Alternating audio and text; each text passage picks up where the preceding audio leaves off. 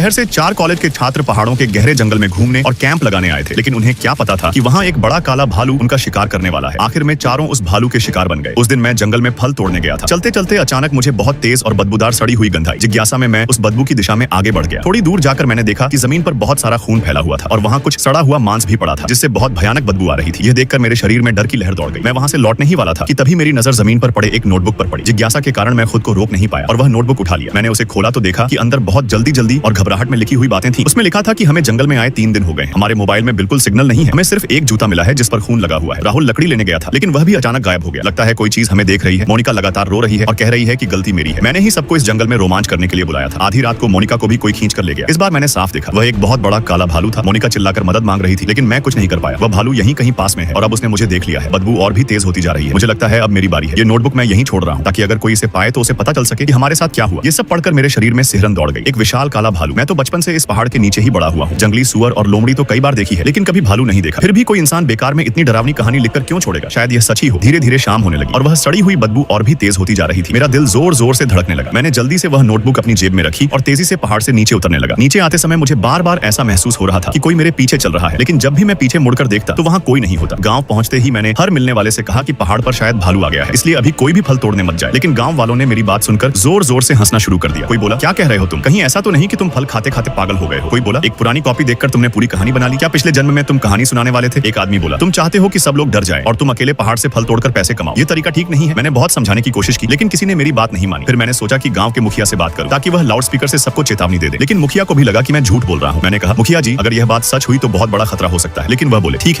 है, अब बस करो, मुझे घर जाकर खाना खाना है। मेरे पास तुम्हारी बेकार की बातें सुनने का समय नहीं है। इतना कहकर वह मुड़कर चले गए। मैं मजबूर होकर घर लौट आया और दादा दादी से कहा कि अब वे पहाड़ पर न जाएं। दादाजी बोले, बेटा, भालू तो मैंने करीब 30 साल पहले देखा था। उन दिनों पहाड़ों में बहुत भालू होते थे। भालू आमतौर पर पतझड़ के समय फल, मेवे और अनाज खाकर सर्दियों के लिए अपने शरीर में चर्बी जमा करते हैं। वे बहुत कम ही इंसानों पर हमला करते हैं। जब उन्हें खाना नहीं मिलता और वे ठीक से सर्दियों की नींद नहीं ले पाते, तभी वे इंसानों के लिए खतरनाक बनते हैं। मैं दादाजी की बातें सुनता रहा, लेकिन मेरे मन का डर कम नहीं हुआ। फिर मैंने वह नोटबुक दोबारा पढ़ी और डर और भी बढ़ गया। आखिर में मैंने पुलिस को फोन करने का फैसला किया। मैंने फोन करके पूछा, क्या हाल ही में किसी के गायब होने की रिपोर्ट आई है जिसमें मोनिका और राहुल नाम के लोग हों? उधर से जवाब आया कि अभी तक ऐसी कोई रिपोर्ट नहीं आई है और पूछा गया कि क्या मैं शिकायत दर्ज कराना चाहता हूँ। मैंने उन्हें उस नोटबुक के बारे में बताया। उन्होंने कहा कि वे इस जानकारी को ध्यान में रखेंगे। फोन रखने के बाद मुझे थोड़ा सुकून मिला। अगले दिन मैंने पहाड़ पर न जाने का फैसला किया और देर तक सोता रहा। करीब 10 बजे फोन की घंटी से मेरी नींद खुली। ये पुलिस का फोन था। वे मुझसे उस नोटबुक के बारे में विस्तार से पूछ रहे थे। मैंने पूछा, क्या कोई समस्या है? तब पुलिस अधिकारी ने बताया कि उन्हें पड़ोस के जिले से मदद का संदेश मिला है। वहाँ एक हफ्ता पहले 4 कॉलेज के छात्र पहाड़ पर घूमने गए थे, लेकिन उन्होंने अपने घर वालों को नहीं बताया था। कल उनके परिवार वालों ने गुमशुदगी की रिपोर्ट लिखवाई है। उन चारों में मोनिका और राहुल नाम के छात्र भी हैं। पुलिस और बचाव दल अब उस पहाड़ में उन्हें खोजने जा रहे हैं और वे हमारी तरफ भी खोज अभियान चलाएंगे। यह सुनकर मेरे मन में डर और बढ़ गया, क्योंकि वह पहाड़ हमारे पहाड़ से जुड़ा हुआ है और दोनों के बीच सैकड़ों किलोमीटर का घना जंगल फैला हुआ है, जहाँ बहुत कम लोग जाते हैं। हो सकता है वे छात्र रास्ता भटककर हमारे पहाड़ की तरफ आ गए। पुलिस अधिकारी ने मुझसे कहा कि मैं उस नोटबुक को संभाल कर रखूं, क्योंकि वे जल्द ही हमारे गांव आने वाले हैं। उस समय दादा दादी आंगन में बैठे थे और मैं बाहर आकर उन्हें यह सब बताने लगा। वे बच्चे सच में हमारे पहाड़ वाले इलाके में आए थे क्या? कहीं सच में उनका सामना काले भालू से तो नहीं हो गया? भालू था या नहीं, यह तो पता नहीं, लेकिन कल सुबह बारिश हुई थी और इस मौसम में भीगना बहुत खतरनाक होता है। मैं शाम तक इंतजार करता रहा, लेकिन पुलिस नहीं आई। पता नहीं क्या हुआ। रात करीब 9 बजे बाहर शोर सुनाई दिया और टॉर्च की रोशनी इधर उधर चमक रही थी। मैं बाहर गया तो पता चला कि अर्जुन गायब हो गया है। वह रोज फल तोड़ने जाता था और अंधेरा होने से पहले घर लौट आता था, लेकिन आज बहुत देर हो गई थी और वह वापस नहीं आया था। फोन भी नहीं उठा रहा था। किसी ने कहा, कहीं वह किसी खाई में गिर तो नहीं गया? यह सुनकर गांव के मुखिया ने जल्दी से 8-9 लोगों को इकट्ठा किया और पहाड़ पर उसे ढूंढने निकल पड़े। मैं भी टॉर्च और डंडा लेकर उनके साथ चल पड़ा। पतझड़ की रात में पहाड़ बहुत ठंडा हो जाता है और बीच बीच में उल्लू की डरावनी आवाज सुनाई देती थी, जिससे मेरे रोंगटे खड़े हो रहे थे। हम लोग उस जगह के आसपास जोर जोर से अर्जुन को आवाज लगाकर ढूंढते रहे, जहाँ उसे दिन में आखिरी बार देखा गया था। लेकिन बहुत देर तक ढूंढने पर भी उसका कोई पता नहीं चला। तभी अचानक मैंने अपनी नाक सिकोड़कर सूंघा, जैसे कहीं से खून की गंध आ रही हो। टॉर्च की रोशनी जमीन पर पड़ी तो वहाँ खून का एक बड़ा धब्बा दिखाई दिया और उसके पास कई तरह के बिखरे हुए पैरों के निशान भी थे। मैंने जल्दी से सबको बुलाया। कोई बोला, ये इंसान का खून है या किसी जानवर का? देखो, पैरों के निशान भी बहुत उलझे हुए हैं। लगता है यहाँ किसी ने बहुत जोर से संघर्ष किया है। सब लोग आसपास फिर से ढूंढने लगे। तभी मुझे जमीन पर जानवर के बालों का एक गुच्छा मिला। सब लोग उस बालों को देखकर कुछ देर के लिए चुप हो गए। कोई बोला, ये किस जानवर के बाल हैं? यह तो न बिल्ली के लगते हैं न कुत्ते के। तभी अचानक कुछ पक्षी घबराकर जोर से पंख फड़फड़ाते हुए आसमान में उड़ गए। हवा नहीं चल रही थी, फिर भी पेड़ों की डालियां जोर जोर से हिलने लगी। मेरे दिल में अचानक डर बैठ गया। बाकी लोग भी घबरा गए और बोले, चलो आज घर चलते हैं, कल फिर ढूंढेंगे। सब लोग तुरंत वापस लौटने लगे। मैंने जल्दी से उन बालों में से कुछ उठाकर अपनी जेब में रख ली और आगे चल रहे लोगों के पीछे दौड़ पड़ा। मैं सबसे पीछे चल रहा था और मुझे बार बार लग रहा था जैसे कोई हमारे पीछे चल रहा है। गांव के पंचायत घर में अर्जुन की पत्नी और मुखिया अभी भी चिंतित बैठे थे और मेरे दादा भी वहीं थे। मैंने जेब से वह बाल निकालकर उन्हें दिखाए। दादा ने जैसे ही देखा, उनका चेहरा बदल गया और वे घबराकर बोले, ये तो काले भालू के बाल हैं। ये सुनते ही अर्जुन की पत्नी जमीन पर बैठकर जोर जोर से रोने लगी और कहने लगी, अब हमारे घर का क्या होगा? कोई उसे संभालने लगा, कोई समझाने लगा और कोई गहरी सांस भरकर चुप हो गया। तभी पुलिस वाले कृष्णा जी का फोन आया। उन्होंने बताया कि हाल की भारी बारिश के कारण पहाड़ की सड़क का एक हिस्सा टूट गया है, इसलिए उनकी गाड़ी नहीं आ पा रही है और रास्ता साफ करने में समय लगेगा। शायद वे कल ही हमारे गांव पहुंच पाएंगे। मैंने उन्हें अर्जुन के गायब होने और भालू के बाल मिलने की बात भी बताई। तब कृष्णा जी ने कहा कि मैं फोन मुखिया को दे दूं। उन्होंने मुखिया से कहा कि तुरंत पूरे गांव को बता दें कि अब कोई भी पहाड़ पर अकेले न जाए। मुखिया ने तुरंत लाउडस्पीकर से ऐलान किया कि सब लोग ध्यान दें, अब कोई भी पहाड़ पर मत जाए क्योंकि वहाँ शायद आदमखोर भालू है। मुखिया ने यह बात कई बार दोहराई। फिर सबको घर जाने को कहा। घर लौटकर मैं बिस्तर पर लेट गया, लेकिन मुझे बिल्कुल नींद नहीं आ रही थी और दिमाग में दिन भर की सारी बातें घूम रही थी। मैंने घड़ी देखी तो रात के 2 बजे से ज्यादा हो चुके थे। तभी अचानक दरवाजे पर जोर जोर से दस्तक होने लगी। दादा और दादी गहरी नींद में थे, इसलिए मैं उन्हें जगाना नहीं चाहता था और खुद देखने बाहर जाने लगा। मैंने दरवाजे के पास जाकर पूछा, इतनी रात में कौन है, क्या काम है? लेकिन बाहर से कोई जवाब नहीं आया, बस दरवाजा लगातार पीटा जा रहा था। मुझे बहुत अजीब लगा और लगा शायद कोई बुजुर्ग पड़ोसी किसी परेशानी में होगा। तभी अचानक मेरी नाक में वही सड़ी हुई बदबू आई जो मुझे पहाड़ पर मिली थी। मेरे दिल में ठंड सी उतर गई। दादा ने मुझे पहले ही बताया था कि काला भालू बहुत चालाक होता है और इंसानों की नकल भी कर सकता है। पहले भी कई लोग पहाड़ पर दूर से किसी को हाथ हिलाते देखते थे और पास जाकर पता चलता था कि वह भालू है और फिर वे मारे जाते थे। दरवाजे पर दस्तक और तेज हो गई। मैं जल्दी से दरवाजे से दूर हट गया और सोचा पहले देखता हूँ बाहर कौन है। मैं एक सीढ़ी लाया और उसे दीवार से लगाकर ऊपर चढ़ गया ताकि बाहर झांक सकूं। जैसे ही मैंने नीचे देखा, मेरा दिल जोर से धड़कने लगा। दरवाजे के बाहर एक पहाड़ जितना बड़ा काला भालू सीधा खड़ा था और उसके सिर पर एक पुआल की टोपी थी। अगर किसी की नजर कमजोर हो तो सच में उसे इंसान समझ सकता था। लगता है अर्जुन को वही भालू मारकर उसकी टोपी ले आया था। मेरा दिल इतनी तेजी से धड़क रहा था कि जैसे बाहर निकल जाएगा। मैं कांपते हुए धीरे धीरे नीचे उतरने लगा, लेकिन गलती से आवाज हो गई। भालू ने तुरंत सिर घुमाया और अपनी छोटी गोल आंखों से मुझे घूरने लगा। फिर वह जोर से दहाड़ा और मेरी तरफ बढ़ने लगा। मैं डर के मारे जोर से चिल्लाया और सीढ़ी से नीचे गिर पड़ा। मेरी आवाज सुनकर दादा दादी भी जाग गए और दौड़ते हुए बाहर आए और पूछने लगे क्या हुआ। मैंने कांपते हुए कहा बाहर भालू है, काला भालू। तभी बाहर से भालू की भारी आवाज सुनाई देने लगी। फिर वह और भी ज्यादा पागल हो गया और दरवाजे को जोर जोर से पीटने लगा। मैं और दादा जल्दी से सामान खींचकर दरवाजे के पीछे लगाने लगे। दादा बोले जल्दी अंदर जाओ। मैं तुरंत अपने कुत्ते अर्जुन को उठाकर दादा दादी के साथ भागकर घर के अंदर आ गया। थोड़ी देर बाद जब सांस संभली तो मैंने तुरंत मोबाइल निकाला और गांव के मुखिया और पड़ोसियों को फोन किया। मैंने कहा मुखिया जी, काला भालू मेरे घर के दरवाजे पर है। आप लाउडस्पीकर से सबको बता दीजिए कि कोई भी घर से बाहर ना निकले। लेकिन मुखिया गुस्से में बोला, आधी रात को कैसी बेकार की बातें कर रहे हो? भालू तुम्हारे घर कैसे आ सकता है? उसकी बात सुनकर मुझे बहुत गुस्सा आया। तभी दादा ने मेरे हाथ से फोन छीन लिया और उसे जोर से डांट दिया। जब मुखिया ने सुना कि दादा खुद कह रहे हैं कि भालू आया है तो वह डर गया और तुरंत लाउडस्पीकर से पूरे गांव को चेतावनी देने लगा। मैंने फोन रखने के बाद दरवाजे की तरफ नजर रखी और कुछ देर बाद बाहर सब शांत हो गया। मैंने सोचा शायद भालू चला गया है। मैं अभी बाहर देखने ही जा रहा था कि तभी वह काला भालू दीवार पर चढ़ गया और एक ही छलांग में आंगन के अंदर कूद पड़ा। वह जोर से दहाड़ता हुआ सीधे घर की तरफ भागा और कुछ ही पल में दरवाजे तक पहुंच गया और जोर जोर से दरवाजा तोड़ने लगा। यह देखकर मैं बिल्कुल स्तब्ध रह गया और डर के मारे मेरा शरीर कांपने लगा। तभी दादा ने मेरा फोन छीनकर कहा, ऐसे खड़े मत रहो, जल्दी आओ और फर्नीचर लाकर दरवाजे के आगे लगा दो। दादा की बात सुनकर मुझे होश आया और मैं जल्दी से उनके साथ मिलकर भारी सामान उठाकर दरवाजे के आगे लगा दिया। जब दरवाजा पूरी तरह बंद हो गया तो मुझे थोड़ी राहत मिली। तभी अचानक भालू ने दिशा बदली और खिड़की पर झपट पड़ा। उसने एक ही वार में खिड़की का कांच तोड़ दिया और उसका सिर और पंजे अंदर आ गए। वह अपने लंबे पंजे अंदर घुमाने लगा और खिड़की का फ्रेम भी टूटने लगा। कुत्ता जोर जोर से भौंकने लगा। दादी डरकर चिल्ला रही थी और दादा घर में हथियार ढूंढ रहे थे। घर के अंदर अफरा तफरी मच गई। मैंने दांत भींचकर एक लंबी लकड़ी उठाई और पूरी ताकत से भालू पर दे मारी। वह वार लगते ही दर्द से पीछे हट गया। मैं मन ही मन सोच रहा था, क्या सच में यह एक भालू है? मैंने सुना था कि काले भालू बहुत चालाक होते हैं, लेकिन इतने चालाक होंगे ये कभी नहीं सोचा था। मैं दादा और दादी के साथ सांस रोके चुप बैठा रहा। हम लोग पूरी रात ऐसे ही डर में बैठे रहे। आखिर सुबह हो गई। जब बाहर लोगों की आवाजें सुनाई देने लगी तब हम बाहर निकलने की हिम्मत कर पाए। आंगन से बाहर निकलकर जब हमने दीवार के पास देखा तो हम सब हैरान रह गए। वहाँ दीवार के सहारे लकड़ियों का ढेर लगा था, जैसे किसी ने सीढ़ी बना ली हो। मैं हैरान होकर बोला, यह सच में भालू था क्या? उसके दिमाग में इतनी चालाकी कैसे हो सकती है कि उसने खुद ही चढ़ने के लिए सीढ़ी बना ली? तभी कुछ लोग भागते हुए आए और हमें बुला कर लिए। परिवार के घर ले गए। वहाँ पहुंचकर देखा कि आंगन लोगों से भरा हुआ था। मैं और दादा अंदर गए तो किसी ने कहा अगर थोड़ा और देर हो जाती तो परिवार खत्म हो जाता। किसी ने पूछा कि मोनिका और बच्चा कैसे बच गए। किसी ने बताया कि जब मोनिका भालू से लड़ रही थी तब उसका पति बच्चे को लेकर सीढ़ी से ऊपर चढ़कर अटारी में छिप गया और भालू उन्हें देख नहीं पाया, इसलिए उनकी जान बच गई। तभी कुछ गाड़ियां गांव में आकर रुकी। उनमें से 2 पुलिस अधिकारी और 6 लोगों की एक बचाव टीम उतरी। पुलिस अधिकारी कृष्णा जी ने बचाव दल को कहा कि ली परिवार के घायल लोगों को तुरंत अस्पताल ले जाओ। मरने वालों को भी ले जाना होगा क्योंकि बाद में जांच करनी पड़ेगी। फिर कृष्णा जी ने वह नोटबुक देखी जो मुझे जंगल में मिली थी और मुझसे रात की पूरी घटना पूछी। उन्होंने कहा यह भालू कल रात से ही तुम लोगों पर नजर रखे हुए था और तुम लोगों के पीछे पीछे गांव तक आ गया। उसने इंसान का मांस छक लिया है, इसलिए वह अब आसानी से नहीं रुकेगा। उसे जल्द से जल्द पकड़ना या मारना पड़ेगा। इतना कहकर उन्होंने पुलिस स्टेशन फोन किया और लोगों को भेजने के लिए कहा। फिर वे खुद बचाव टीम को लेकर पहाड़ पर जाने की तैयारी करने लगे ताकि भालू और गायब लोगों को ढूंढा जा सके। मैं तुरंत आगे आया और कहा कि मैं भी उनके साथ जाना चाहता हूँ। दादी ने मुझे पकड़कर कहा कि बेकार में मत जाओ, लेकिन मैंने कहा दादी उन्हें इस पहाड़ के रास्ते नहीं पता है। अगर मैं साथ रहूंगा तो रास्ता दिखा सकूंगा और शायद हम उस भालू को जल्दी पकड़ सके। आप चिंता मत करो, पुलिस के पास बंदूक है और भालू कितना भी मजबूत हो गोली से डरता है। जब मैं जाने लगा तो दादा भी बोले अगर मेरा पोता जा रहा है तो मैं भी जाऊंगा। मैंने पहले जंगल में काम किया है, शायद मैं भी मदद कर सकूं। इस तरह हम सब लोग मिलकर उस बड़े पहाड़ के जंगल में चले गए। जंगल में घुसते ही दादा ने जमीन पर भालू के ताजे निशान देख लिए और वहाँ से सड़े हुए मांस जैसी बदबू भी आ रही थी। अगर भालू ज्यादा फल और अनाज खाता है तो उसकी बीट इतनी बदबूदार नहीं होती। इतनी तेज बदबू तभी आती है जब वह ज्यादा मांस खाता है। उसके बाद सब लोग मेरे साथ अर्जुन के गायब होने वाली जगह पर गए। वहाँ पहुंचकर हमने उसका खून देखा। पुलिस अधिकारी कृष्णा जी ने भी जांच करके कहा कि यह सच में इंसान का खून है। थोड़ी देर बाद हमें एक बैग भी मिला। जानकारी मिलान करने पर पता चला कि यह उन 4 कॉलेज के छात्रों में से किसी का बैग है, लेकिन उसके अलावा हमें सिर्फ भालू की बीट और पंजों के निशान मिले और कुछ भी नहीं मिला। कृष्णा जी बोले अजीब बात है, काला भालू आमतौर पर शिकार को वहीं बैठकर खाता है, फिर यहाँ हमें शरीर के बाकी हिस्से क्यों नहीं मिल रहे? तभी किसी ने कहा कृष्णा जी अब अंधेरा होने वाला है, अगर रात हो गई तो सबके लिए खतरा बढ़ जाएगा, क्यों ना हम कल फिर आए? कृष्णा जी ने सिर हिलाकर हामी भर दी। वापस आते समय मैं पानी पीने के लिए रुका। तभी मुझे बहुत हल्की सी किसी के मदद के लिए पुकारने की आवाज सुनाई दी। मैंने ध्यान से कान लगाया तो सच में किसी के चिल्लाने चिल्लाने की आवाज आ रही थी। मैं तुरंत दौड़कर कृष्णा जी के पास गया और उन्हें बताया। उन्होंने तुरंत सबको अलग अलग दिशाओं में ढूंढने को कहा। थोड़ी देर बाद मैंने देखा कि पहाड़ की ढलान से करीब 7-8 मीटर नीचे चट्टान पर कोई आदमी पड़ा हुआ है। उसका चेहरा खून से सना हुआ था और खून सूख भी चुका था। हालत बहुत डरावनी लग रही थी, लेकिन मैंने पहचान लिया कि वह अर्जुन था। वह जमीन पर पड़ा हुआ था और कमजोर आवाज में बोला, गणेश मुझे बचा लो। मैंने कहा, अर्जुन हिलना मत, हम अभी तुम्हें ऊपर निकालते हैं। मैं बहुत खुश भी था और हैरान भी, क्योंकि मुझे लगा था कि वह मर चुका होगा। बचाव दल के लोगों ने रस्सी बांधी और नीचे उतरकर अर्जुन को ऊपर खींच लिया। उसके शरीर पर कई चोटें थी, लेकिन कोई बड़ी जानलेवा चोट नहीं थी। अंधेरा होने वाला था, इसलिए हम जल्दी जल्दी उसे सहारा देकर पहाड़ से नीचे उतरने लगे। रास्ते में उसने पूछा, घर पर सब कैसे हैं? हम नहीं चाहते थे कि उसे ज्यादा दुख लगे, इसलिए हमने कहा कि मोनिका और बच्चा ठीक है और दोनों बूढ़े अभी अस्पताल में इलाज करा रहे हैं। फिर हमने उससे पूछा कि वह बच कैसे गया। अर्जुन बोला, रात को मैंने गांव के मुखिया की चेतावनी सुनी तो तुरंत घर के दरवाजे और खिड़कियां बंद कर ली, लेकिन फिर भी भालू घर में घुस आया। मैं उससे लड़ते हुए बेहोश हो गया। जब मुझे होश आया तो देखा कि वह मेरे कपड़ों के पीछे वाले हिस्से को दांतों से पकड़कर मुझे पहाड़ की तरफ घसीटते हुए ले जा रहा था। वह मुझे खा नहीं रहा था और मैं डर के मारे हिल भी नहीं रहा था, इसलिए मैंने मरे होने का नाटक किया। वह मुझे घसीटते हुए पाइन वाले पहाड़ तक ले गया। वहां उसने मुझे छोड़ दिया और पास खड़ा होकर आराम करने लगा। तभी मुझे याद आया कि उस चट्टान के नीचे एक बड़ा पत्थर है जहां बचपन में मैं फल तोड़ने उतरा था। मैंने मौका देखकर भागकर चट्टान के किनारे जाकर बेल पकड़कर नीचे उतरकर उस पत्थर पर चढ़ गया। भालू नीचे उतरकर मुझे पकड़ना चाहता था, लेकिन वह बहुत भारी था, इसलिए नीचे नहीं उतर पाया। थोड़ी देर बाद एक छोटा भालू भी वहां आ गया। वे दोनों काफी देर तक ऊपर घूमते रहे, फिर चले गए। मुझे डर था कि वे वापस आ सकते हैं, इसलिए मैं वहीं पड़ा रहा और किसी के आने का इंतजार करता रहा। अर्जुन ने कहा, हाँ वहाँ एक छोटा भालू भी था, शायद वही बड़े वाले का बच्चा होगा। तभी आगे चल रहे कृष्णा जी अचानक मुड़े और धीरे से हमें चुप रहने का इशारा किया। मैंने ऊपर देखा और डर के मारे मेरी सांस अटक गई। चांदनी में दूर से दिखाई दे रहा था कि गांव के किनारे एक घर की दीवार के पास 2 काले भालू घूम रहे हैं। मैं धीरे से बोला, यह माँ और बच्चा हमारे गांव को जैसे खाना खाने की जगह समझ बैठे हैं। कृष्णा जी ने हमें झाड़ियों के पीछे छिपने को कहा और खुद एक दूसरे पुलिस वाले के साथ पिस्तौल लेकर धीरे धीरे गांव की तरफ बढ़ने लगे। तभी मैंने देखा कि गांव का शराबी रुद्रा लड़खड़ाता हुआ रास्ते पर आ रहा है। वह हमेशा शराब पीकर ही रहता था और शायद ही कभी होश में दिखता था। वह रास्ते के किनारे खड़ा होकर पेशाब करने लगा और उसे जरा भी अंदाजा नहीं था कि खतरा सामने खड़ा है। तभी माँ भालू और उसका बच्चा आवाज सुनकर उसे देख चुके थे और तुरंत उस पर झपटने के लिए दौड़े। उधर रुद्रा को अभी भी कुछ समझ नहीं आया था। तभी दोनों पुलिस वालों ने तेजी से गोली चलानी शुरू कर दी और गोलियों की आवाज पटाखों की तरह गूंजने लगी। घायल माँ भालू ने पुलिस वालों की तरफ दहाड़ा और फिर अपने बच्चे के साथ हमारी तरफ भागने लगी। कृष्णा जी और बाकी लोग उसका पीछा करने लगे, लेकिन हमारे पास लोग होने के कारण वे खुलकर गोली नहीं चला रहे थे। मैं झाड़ियों के पीछे छिपा हुआ सांस भी नहीं ले रहा था। कुछ ही पल में वह माँ भालू टैंक की तरह मेरे सामने से दौड़ती हुई निकल गई और छोटा भालू उसके पीछे भाग रहा था। तभी अचानक मेरे दादा पीछे से उठे और कुल्हाड़ी उठाकर छोटे भालू पर वार कर दिया। कुल्हाड़ी उसके पीठ में धंस गई। छोटा भालू दर्द से चीख कर खड़ा हुआ और दादा पर झपट पड़ा। उसी समय गोली की आवाज आई और छोटा भालू दर्द से चिल्लाने लगा। कुछ देर तड़पने के बाद वह जमीन पर गिरकर बेहोश हो गया। जब माँ भालू ने अपने बच्चे को गिरते देखा तो वह वापस मुड़ी और हमारी तरफ दौड़ी, लेकिन तभी कृष्णा जी भी हमारे पास पहुंच गए। माँ भालू कुछ देर हमें घूरती रही और फिर अचानक मुड़कर जंगल की तरफ भाग गई। कृष्णा जी ने तुरंत कहा कि हम सब जल्दी गांव में लौट जाएं, क्योंकि हो सकता है वह फिर वापस आ जाए। जब हम गांव पहुंचे तो लोगों ने उस छोटे भालू की लाश को चौक में रख दिया और कहने लगे कि कल पूरे गांव के लिए उसका मांस पकाया जाएगा। मैंने उस छोटे भालू को देखा, लेकिन मुझे उस पर जरा भी दया नहीं आई, क्योंकि जो भालू इंसान का मांस खा चुका होता है उसका स्वभाव कभी नहीं बदलता और उसे मार देना ही सही होता है। तभी किसी ने कहा, अजीब बात है, इतना बड़ा भालू तो लगभग बड़ा हो चुका था, फिर भी अपनी माँ के साथ क्यों घूम रहा था। मैंने सोचा शायद भालुओं में भी कुछ बच्चे ऐसे होते होंगे जो बड़े होकर भी माँ के साथ ही रहते हैं। रात में माँ भालू के बदला लेने के डर से कृष्णा जी और मुखिया ने कई ताकतवर लोगों को मशाल और हथियार देकर पूरी रात पहरा देने के लिए लगा दिया। मैं भी पहरा देने जाना चाहता था, लेकिन पुलिस अधिकारी कृष्णा जी ने मुझे घर जाकर सोने को कहा। उन्होंने कहा कि सुबह और पुलिस बल आएगा और शायद उन्हें रास्ता दिखाने के लिए मेरी जरूरत पड़े। सुबह आखिरकार मदद पहुंच गई। हर पुलिस वाले के हाथ में काले रंग की लंबी बंदूक थी। कृष्णा जी सबको लेकर पहाड़ पर चढ़े और पूरे इलाके में खोज शुरू कर दी। थोड़ी ही देर में हमें ताजा खून का एक धब्बा मिला। जांच करने पर पता चला यह वही खून था जो कल रात घायल हुई माँ भालू का था। हम सब उस खून के निशान के पीछे पीछे चलते गए। कई पहाड़ी ढलान पार करने के बाद हमें एक छिपी हुई गुफा मिली। गुफा के मुहाने पर जमीन पर कई फटे हुए कपड़े और इंसानी शरीर के टुकड़े बिखरे हुए थे। शायद ये उन लोगों के थे जो मारे गए थे। जब हम गुफा के अंदर गए तो इतनी भयानक सड़ी हुई बदबू आई कि वह सीधे दिमाग में चढ़ गई। मैं उसे सहन नहीं कर पाया और कुछ पुलिस वालों के साथ बाहर भाग आया। हम सब बाहर आकर जोर जोर से उल्टियां करने लगे। कृष्णा जी धीरे धीरे अंदर जाकर देखने लगे और थोड़ी देर बाद बाहर आकर बोले कि माँ भालू शायद अंदर ही है, लेकिन गुफा के अंदर का रास्ता बहुत टेढ़ा मेढ़ा और गहरा है और वहाँ बहुत अंधेरा भी है, इसलिए बिना सोचे समझे अंदर जाना खतरनाक होगा। किसी ने पूछा, क्या कोई तरीका है जिससे उसे बाहर निकाला जा सके और गुफा के बाहर ही मार दिया जाए? मैंने थोड़ा सोचकर कहा, पहले देखना चाहिए कि गुफा का कोई और रास्ता तो नहीं है। अगर नहीं है तो हम धुआं करके उसे बाहर निकाल सकते हैं। सब लोगों ने मेरी बात मान ली और सूखी घास और लकड़ी जलाकर धुआं करने लगे। हम सब पंखे और कपड़े से धुआं गुफा के अंदर भेजने लगे, लेकिन 1 घंटे तक कोशिश करने के बाद भी माँ भालू बाहर नहीं आई। मेरी बाहें दर्द से थक गईं और धुएं से आंखों में पानी आने लगा। मुझे लगने लगा कि शायद मेरा तरीका बेकार था। कृष्णा जी भी थोड़ा सोच में पड़ गए और बोले, शायद भालू गुफा में है ही नहीं। तभी अचानक मैंने देखा कि धुएं के बीच से एक बड़ा सा काला साया मेरी तरफ झपटता हुआ आ रहा है। मैं चिल्लाया, अरे ये तो माँ भालू है। मुझे सोचने का भी मौका नहीं मिला और मैं जान बचाकर भागने लगा, लेकिन मैं भालू से तेज नहीं भाग सका। कुछ ही पलों में वह मेरे पीछे पहुंच गई। तभी उसने अपने पंजे से जोर का वार किया और मुझे एक भारी चोट लगी। मैं जोर से जमीन पर गिर पड़ा और लगा कि अब वह मुझे पकड़ लेगी। तभी अचानक एक जोरदार धमाका हुआ और किसी ने गोली चला दी। माँ भालू दर्द से दहाड़ी और जमीन पर गिरते हुए धूल उड़ा दी। मैं समझ गया कि मैं बच गया हूँ, लेकिन तभी गुफा के अंदर से फिर से भालू की दहाड़ सुनाई दी। हम सब हैरान रह गए और सोचने लगे क्या गुफा के अंदर एक और भालू है, लेकिन वह बाहर नहीं आया, बस अंधेरे में दर्द से चिल्लाता रहा। कृष्णा जी ने थोड़ी देर सोचकर फैसला किया कि हमें फिर से गुफा के अंदर जाना चाहिए। वे कुछ पुलिस वालों को लेकर धीरे धीरे सावधानी से अंदर बढ़े। लगभग आधे घंटे बाद वे लोग एक और मरे हुए काले भालू को घसीटते हुए बाहर लाए। यह वाला भी आकार में छोटा था और लगता था कि वह उसी परिवार का था। मैंने देखा कि उसके दोनों पिछले पैर नहीं थे। घाव देखकर लगा कि शायद वह किसी शिकार वाले फंदे में फंसकर कट गए थे। वह अपाहिज था, लेकिन फिर भी उसका शरीर मोटा ताजा था। तब मुझे सब समझ आ गया और मेरा मन भारी हो गया। शायद किसी इंसान ने गैर कानूनी शिकार के जाल से उसके पैर काट दिए थे और बाकी 2 भालू उसे छोड़कर नहीं गए, बल्कि उसके लिए खाना लाकर खिलाते रहे। इंसानों की क्रूरता और जंगल में खाने की कमी ने ही उन्हें इंसानों पर हमला करने वाला बना दिया।